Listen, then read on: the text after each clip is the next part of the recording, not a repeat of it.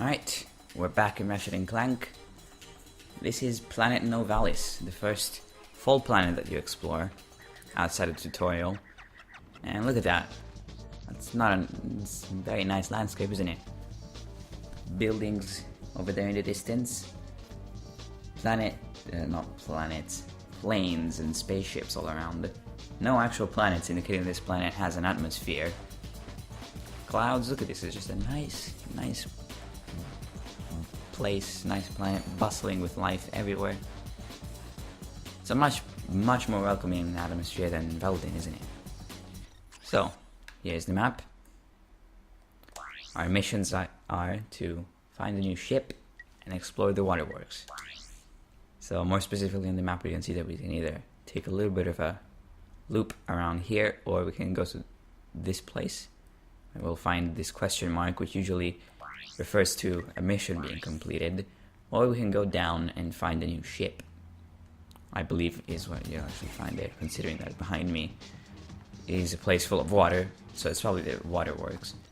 So since this place doesn't have a question mark associated with it and it's probably optional, we're gonna go here first.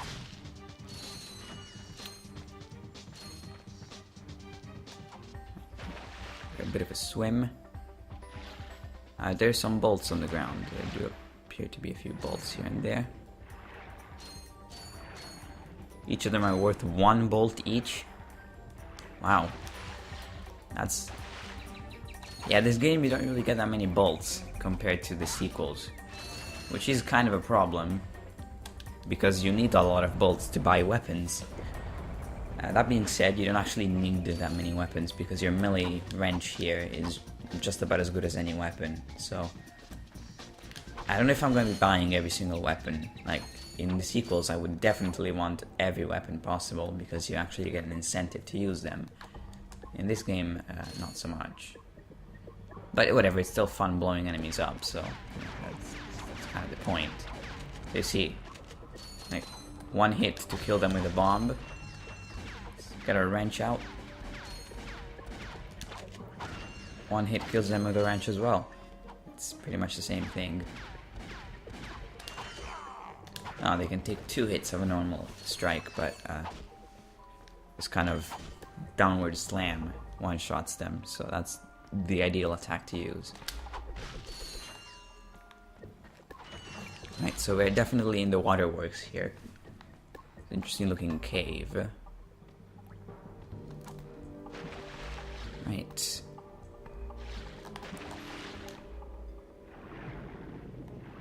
This is where we go. I don't have any means of going through water any faster than this, which is unfortunate. Luckily though, from a game design perspective, it means that the water sections are actually going to be fairly short, otherwise you would drown. So, yeah.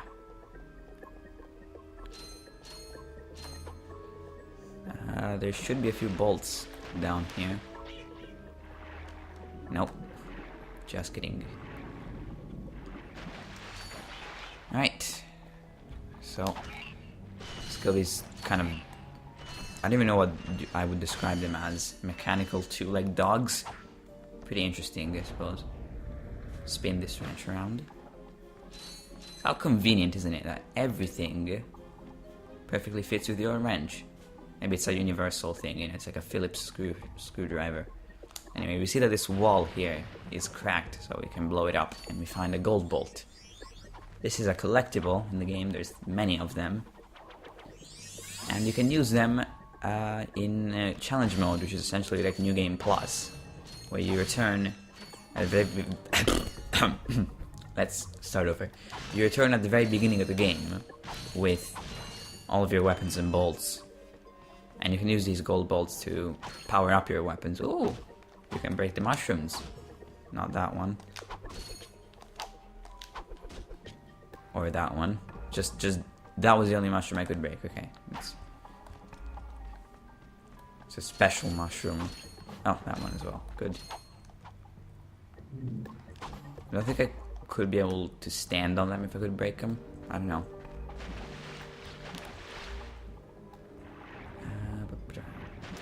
There's a little bit of a cave passage here. So yeah, I don't actually really remember anything about this game apart from I remember a particular section that was really annoying. It's sort of a racing section. Oh, I can't stand on the ones that I can break. I see.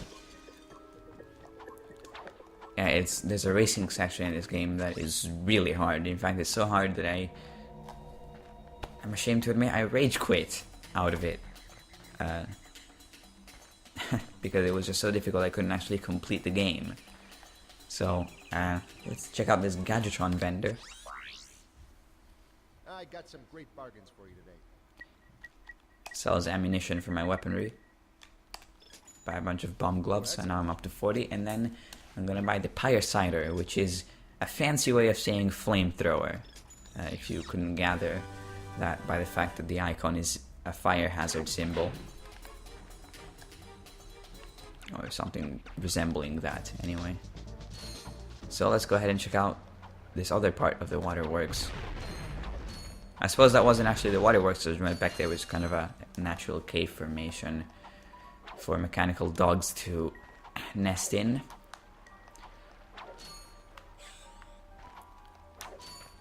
Interesting kind of pressure pads. I don't know how you would describe those things. More mechanical dogs. They actually appear to be winged, so they are winged mechanical butterfly dogs is how I'm gonna call them. Or just dogs.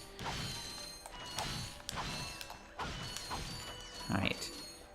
I recall saying something about crates in the last episode. I do believe that they in designing that, they wanted to make something as addicting as possible, and they fucking succeeded, because if you can manage to walk past the crate without destroying it, you know, reveal your secret to the masses, because it's literally impossible. I mean, I can't help myself. I have to destroy every single crate I find. And it's not just because you get bolts, it's just because it's a compulsion. I have to. And I suppose that's a good thing. I mean, there would be worse things to be compelled to do. This game, breaking crates, is probably one of the more useful things you can do. Where does this go? Nowhere in particular. Okay, that's interesting. Whoa. Aha.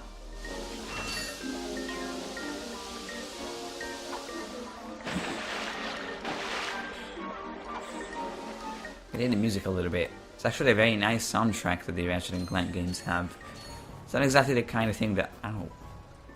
It's not exactly the kind of music that you would just, you know, hum after you've done playing or anything. It's just a very distinctive soundtrack. If you hear a Ratchet Clank song, you know that it's from Ratchet Clank. You don't even have to second guess yourself about it. It's similar to the Portal soundtrack in that sense.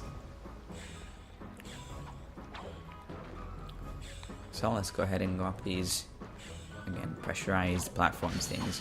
I'm assuming they're something related to pressure, because you can see these things, I don't know what the name is for them. Some of the disadvantages of having English as a second language, I suppose. Oh shit. Damn it. At least there's water. Although I don't even think there's fall damage in this game. I don't know. Because normally if you fall from a certain height, you just kind of have a pre-programmed death. But I don't think there is fall damage in this game. I don't think I've ever encountered a situation where you would take fall damage in a Ratchet & Clank game. I suppose I could try to find out, but I don't see why I would. It's not like it's the most intelligent idea. Ow, god damn it.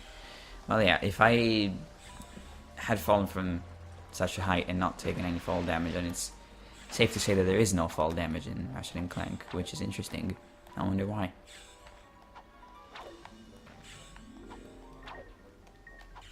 Man, Clank is so useless right now. It's annoying. It's just kind of sitting on my back. I suppose it makes for a good workout. It's just like, hey, I'm gonna get your shit. Look, plumber's crack. What did you just say? I said, look, the plumber's back. All right, wise guy. Shouldn't you be on one of them escape transports? Escape transports? Newsflash, giant robots attacking. The escape transports are taking all the rich folks off this gall-darn planet. So why aren't you on one? Socioeconomic disparity. What? He hasn't got enough bolts. Working people have to wait for Captain Quark to save us. Well, got anything worth a lot of bolts? I got this thing. Shows two weirdos ditching their ship. It's got coordinates to a desert planet, too. An infobot. Ratchet, we could use that. Alright, so we're gonna buy the infobot off his hands for 500 bolts. Now, as I was saying, Clank is really kind of useless right now. It's like, we're trying to get our ship working and he's like, hey, I can get your ship working, but the catch is you cannot use it to go wherever you want. You have to use it to go where I want. Save the fucking solar system. Very pretentious of him, I must say. Well, let's go ahead and buy the infobot.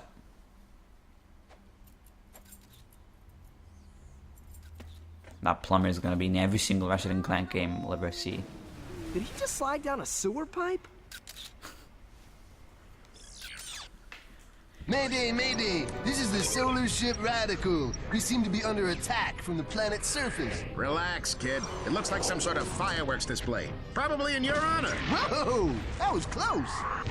Ah! Pipe down, I can't concentrate. Oh, we've been hit! An unexpected detour. When we land, I'll see if I can scare up an exhibition for you. We're not gonna live that long! Kid, let's M-screen! Eject! Eject!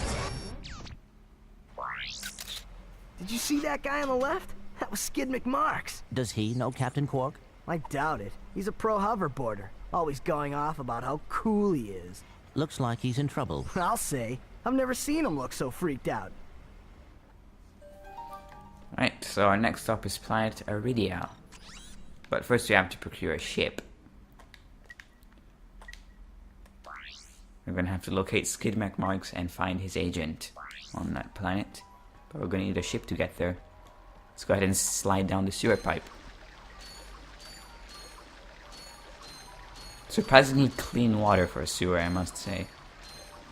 Maybe it's filtered.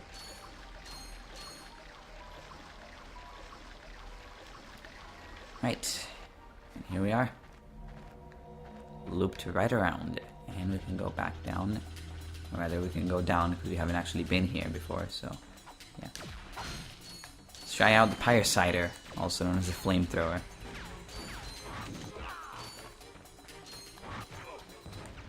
Consumes ammunition very quickly, so an effective way of using it is to just kind of spray it once and then spray it again, because there's a period of invincibility where the enemies can't take damage and you'll just be wasting ammo by firing continuously.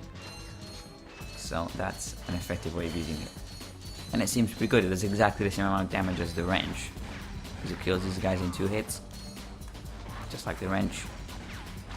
If I could just do this, yeah, that's probably even more effective.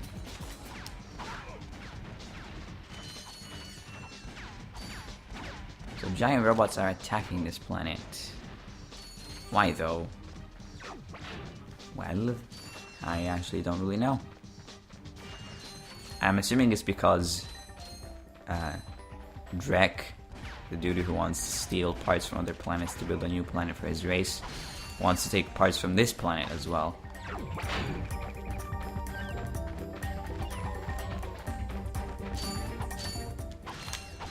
Grab all these crates. Shit. My right analog stick was sticking out for some reason. Pretty nice looking place, actually.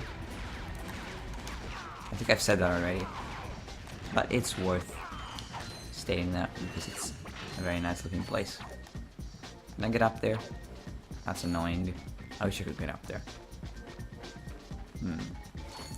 I don't know if you can actually swim down here. Ah, there's a kind of current. I see, so it's like a river. Yeah, you're pushing against the current. So you can't properly swim around there. Unless I didn't try going under the water. I'll try doing that in a bit. Keep killing these robots.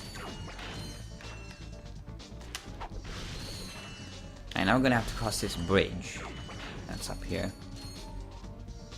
But somebody's shooting rockets onto it, so there are a few holes. But that's perfectly fine. I mean, it is just the beginning of the game, so it wouldn't be very hard, but it gets really hard later on in the game. It's probably the hardest in the original trilogy.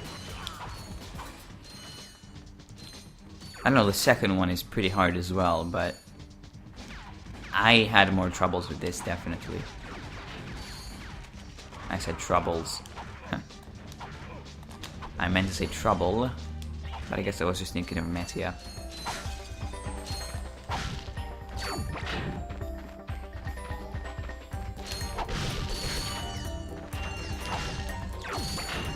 Right. So there's a little bit of a desert, what do you call that? Clearing over there, which is where we're gonna locate our ship. Crates put in a questionable arrangement. I wonder if there's a... Ah, you can't throw your wrench here. Yeah, but you can't do it while you're jumping up. There's a glitch in the second game, which is done in first person mode, where you can infinitely climb up walls by shooting your wrench at a wall in first person. But I don't think you can do that in here, because there's no actual first person mode. You're just holding a button and you can't jump while you're doing that. So just wanted to make sure. Tiny tree, interesting. And we're down here. Even more robots. You'd think they build them a little tougher. What kind of a robot gets destroyed by a few sprays of fire?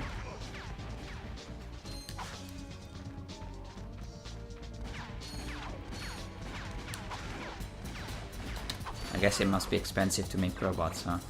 So they're... Oh, they're being cheap about it. Don't hurt me. Oh, what are you? Mercenaries? Torturers? Assassins? I'll tell you anything. Here, take my infobot. It's all I've got left. Sir, we're not assassins. Hold on. Let's see what he's got.